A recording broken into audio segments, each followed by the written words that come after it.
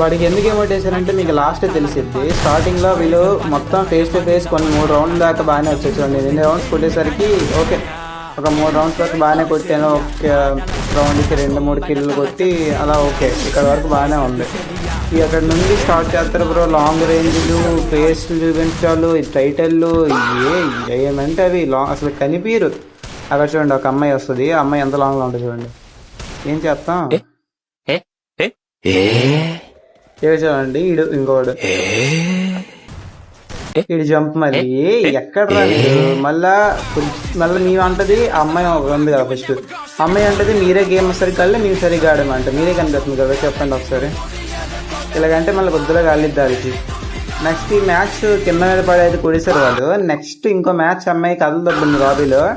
దాని నెక్స్ట్ మా మైకీ గడు అలా 3v3 క్లాప్ హ్యాండ్ పెట్టాడు. ఇటు ఫుల్ ఓపెన్ మ్యాప్ లో మ్యాచ్ మొత్తం మేము కొట్టేసరికి మరి నోట్స్ మాట్లాడలే పాపకి. ఇప్పుడు ఈ వీడియో చేయడానికి కూడా అదే కారణం. ఎంత వరస్ట్ ఆడారో మేమంటే వరస్ట్గా ఆడామంట. సో ఫైనల్లీ ఆ మ్యాచ్ అయితే గెలుస్తారు.